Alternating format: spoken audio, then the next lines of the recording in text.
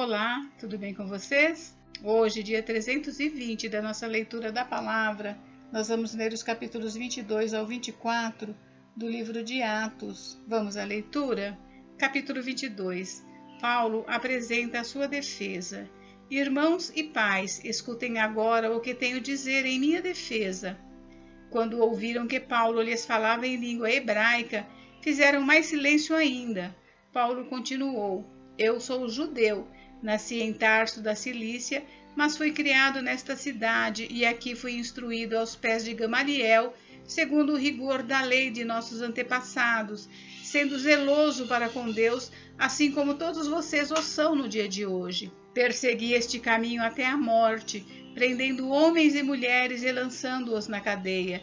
Disto são testemunhas o sumo sacerdote e todos os anciãos. Deles eu recebi cartas para os irmãos judeus de Damasco e fui até lá para trazer amarrados a Jerusalém os que também lá estivessem para serem punidos. Ora, aconteceu que enquanto eu viajava já perto de Damasco, quase ao meio-dia, repentinamente uma grande luz do céu brilhou ao redor de mim. Então caí por terra, ouvindo uma voz que me dizia: Saulo, Saulo, por que você me persegue? Perguntei: Senhor, quem é você? Ao que me respondeu: Eu sou Jesus, o Nazareno, a quem você persegue. Os que estavam comigo viram a luz, sem contudo perceber o sentido da voz de quem falava comigo. Então perguntei: Senhor, o que devo fazer? E o Senhor me disse: Levante-se, entre em Damasco, onde lhe dirão tudo o que você precisa fazer. Tendo ficado cego por causa da intensidade daquela luz, guiado pela mão dos que estavam comigo, cheguei a Damasco. Um homem chamado Ananias, piedoso conforme a lei, tendo bom testemunho de todos os judeus que ali moravam, veio procurar-me e, chegando perto de mim, disse: Irmão Saulo, recupere a visão. Nesta mesma hora, recuperei a visão e olhei para ele. Então ele disse: O Deus de nossos pais escolheu você de antemão para conhecer a vontade dele, ver o justo e ouvir a voz dele, porque você terá de ser testemunha dele diante de todos, anunciando as coisas que você tem visto e ouvido. E agora, o que está esperando? Levante-se, receba o batismo e lave os seus pecados, invocando o nome dele. Quando voltei para Jerusalém, enquanto orava no templo, sobreveio-me um êxtase, e vi o Senhor. Ele me disse: Ande logo e saia imediatamente de Jerusalém, porque não aceitarão seu testemunho a meu respeito. Eu respondi: Senhor, eles bem sabem que eu ia de sinagoga em sinagoga, prendendo e açoitando os que criam em ti. Quando se derramava o sangue de Estevão, tua testemunha, eu também estava presente, consentia nisso e até guardei as capas dos que o matavam. Mas ele me disse: Vá, porque eu o enviarei para longe aos gentios. Paulo livra-se de ser açoitado. Até este ponto, a multidão ficou ouvindo, mas quando Paulo disse isso, começaram a gritar bem alto: Fora com ele, mate-o, porque ele não merece viver. Enquanto eles gritavam, tiravam as suas capas e jogavam poeira para o ar. O comandante ordenou que Paulo fosse recolhido à fortaleza e que, sob açoite, fosse interrogado para saber por que motivo estavam gritando assim contra ele.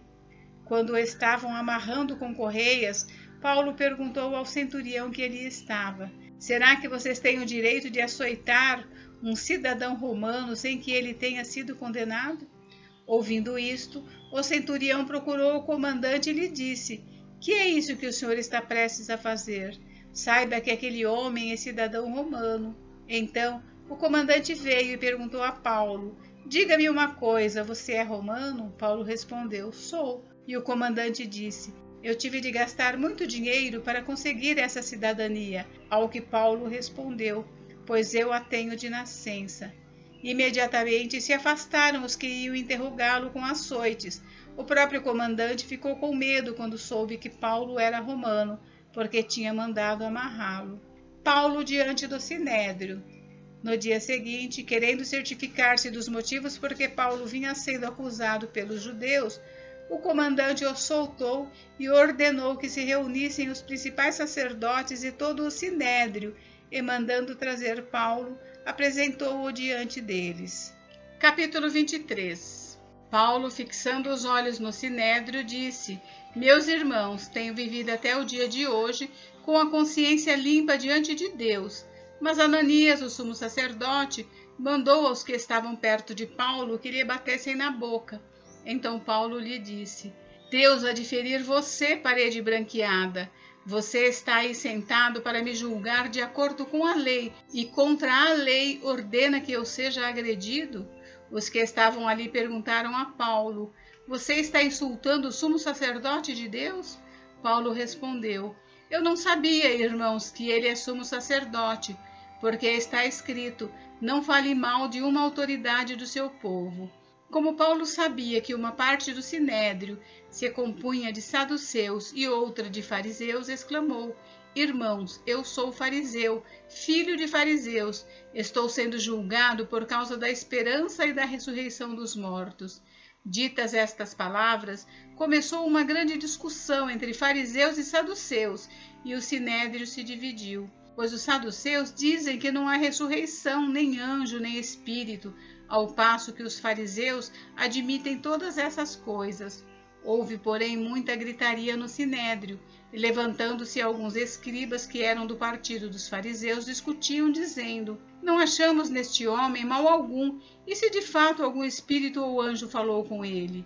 Como a discussão ficava cada vez mais intensa, o comandante, temendo que Paulo fosse despedaçado por eles, mandou descer a guarda para que o retirassem dali e o levassem para a fortaleza.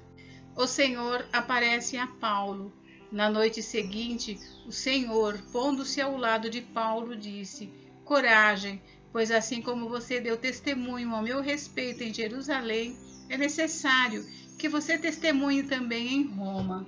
A emboscada dos judeus. Quando amanheceu, os judeus se reuniram e juraram que não haviam de comer nem beber enquanto não matassem Paulo. Eram mais de 40 os que se envolveram nessa conspiração. Estes foram falar com os principais sacerdotes e os anciãos e disseram: Juramos, sob pena de maldição, não comer coisa alguma enquanto não matarmos Paulo. Por isso, agora, juntamente com o sinédrio, mandem um recado ao comandante para que ele o apresente a vocês, sob o pretexto de que desejam investigar mais acuradamente o caso dele. E nós, antes que ele chegue, estaremos prontos para matá-lo. Mas o filho da irmã de Paulo, tendo ouvido a respeito da trama, entrou na fortaleza e contou tudo a Paulo. Então este, chamando um dos centuriões, disse: Leve esse rapaz ao comandante, porque tem algo a dizer. O centurião levou o rapaz ao comandante e disse: O prisioneiro Paulo me chamou e pediu que eu trouxesse à sua presença este rapaz, pois tem algo a dizer ao Senhor. O comandante pegou o rapaz pela mão e, levando-o para um lado, perguntou-lhe: O que você tem para me dizer? Ele respondeu: Os judeus decidiram pedir ao Senhor que amanhã apresente Paulo ao sinédrio, sob o pretexto de que desejam fazer uma investigação mais acurada a respeito dele. Não se deixe persuadir, porque mais de 40 deles armaram uma emboscada, fizeram um pacto de, sob pena de maldição, não comer nem beber enquanto não matarem Paulo, e agora estão prontos, esperando que o Senhor prometa atender o pedido deles. Então o comandante despediu o rapaz, recomendando-lhe que não dissesse a ninguém ter lhe trazido estas informações. Chamando 2 centuriões, ordenou: Tenham de prontidão 200 soldados, 70 cavaleiros e 200 lanceiros para irem até Cesareia a partir das 9 horas da noite. Preparem também animais para fazer Paulo montar e levem-no com segurança ao governador Félix. A carta de Cláudio a Félix. O comandante escreveu uma carta nestes termos: Cláudio Lísias, ao excelentíssimo governador Félix, saudações. Este homem foi preso pelos judeus e estava prestes a ser morto por eles quando eu, sobrevindo com a guarda, o livrei, por saber que ele era romano. Querendo certificar-me do motivo por que o acusavam, levei-o ao sinédrio deles. Descobri que ele era acusado de coisas referentes à lei que os rege, mas nada que justificasse morte ou mesmo prisão. Sendo eu informado de que ia haver uma emboscada contra o homem, tratei de enviá-lo imediatamente ao Senhor, intimando também os acusadores a irem dizer na sua presença o que eles têm contra ele. Passe bem. Paulo no pretório de Herodes. Então os soldados, conforme lhes foi ordenado, pegaram Paulo e durante a noite o conduziram até Antipátride. No dia seguinte, voltaram para a fortaleza, tendo deixado os cavaleiros encarregados de seguir viagem com ele. Quando esses chegaram a Cesareia, entregaram a carta ao governador e também lhe apresentaram Paulo. Lida a carta, o governador perguntou de que província Paulo era, e quando soube que era da Cilícia, disse: ouvirei você quando chegarem os seus acusadores, e mandou que ele ficasse preso no pretório de Herodes. Capítulo 24. Paulo é acusado diante de Félix. 5 dias depois, o sumo sacerdote Ananias foi até Cesareia com alguns anciãos e com certo orador chamado Tértulo, os quais apresentaram ao governador a sua acusação contra Paulo. Depois que Paulo foi chamado, Tértulo passou a acusá-lo, dizendo: Excelentíssimo Félix, tendo nós desfrutado de paz perene por meio do Senhor, e tendo sido feitas por seu providente cuidado notáveis reformas em benefício deste povo, sempre e em todos os lugares reconhecemos isto com profunda gratidão. Entretanto, para não deter o Senhor por muito tempo, peço que, de acordo com a sua clemência, nos ouça por alguns instantes, porque nós temos verificado que este homem é uma peste e promove desordens entre os judeus do mundo inteiro, sendo também o principal agitador da seita dos nazarenos, o qual também tentou profanar o templo. Nós o prendemos com o intuito de julgá-lo segundo a nossa lei. Mas, sobrevindo o comandante Lísias, o arrebatou das nossas mãos com grande violência, ordenando que os seus acusadores viessem à presença do Senhor. Se o interrogar, o Senhor mesmo poderá tomar conhecimento de todas as coisas de que nós o acusamos. Os judeus também concordaram na acusação, afirmando que essas coisas eram assim. Paulo apresenta sua defesa. Quando o governador fez sinal para que Paulo falasse, ele disse: Sabendo que há muitos anos o Senhor é juiz desta nação, sinto-me à vontade para me defender. O Senhor mesmo pode verificar que não se passaram mais de 12 dias desde que fui a Jerusalém para adorar a Deus, e que não me acharam no templo discutindo com ninguém, nem agitando o povo, fosse nas sinagogas ou na cidade. Nem podem provar diante do Senhor as acusações que agora fazem contra mim. Porém, confesso ao Senhor que, segundo o caminho a que chamam seita, assim eu sirvo ao Deus de nossos pais, acreditando em todas as coisas que concordam com a lei e os escritos dos profetas, tendo esperança em Deus, como também estes a têm, de que haverá ressurreição tanto de justos como de injustos. Por isso, também me esforço por ter sempre uma consciência pura diante de Deus e dos homens. Depois de anos, vim trazer donativos para o meu povo e também trazer oferendas.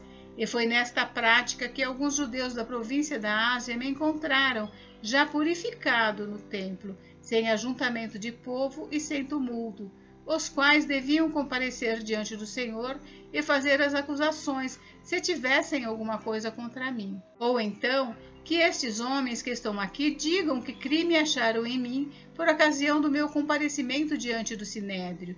Salvo essas palavras que clamei, estando entre eles, hoje estou sendo julgado por vocês por causa da ressurreição dos mortos. Então Félix, conhecendo mais acuradamente as coisas relacionadas com o caminho, adiou a causa, dizendo: Quando chegar o comandante Lísias, tomarei uma decisão a respeito do caso de vocês. E ordenou ao centurião que conservasse Paulo na prisão, tratando-o com tolerância e não impedindo que os seus próprios o servissem. Paulo diante de Félix e Drusila. Passados alguns dias, Félix veio com Drusila, sua mulher, que era judia. mandou chamar Paulo e passou a ouvi-lo a respeito da fé em Cristo Jesus. Quando Paulo começou a falar sobre a justiça, o domínio próprio e o juízo vindouro, Félix ficou amedrontado e disse: por agora você pode retirar-se, e quando eu tiver oportunidade mandarei chamá-lo. Ao mesmo tempo, esperava que Paulo lhe desse dinheiro, por isso, chamando-o mais frequentemente, conversava com ele. 2 anos mais tarde, Félix teve por sucessor Pórcio Festo, e como Félix queria assegurar o apoio dos judeus, manteve Paulo encarcerado. Gente, encerramos por hoje, mas amanhã tem mais. Fiquem com Deus, Deus abençoe vocês. Até amanhã.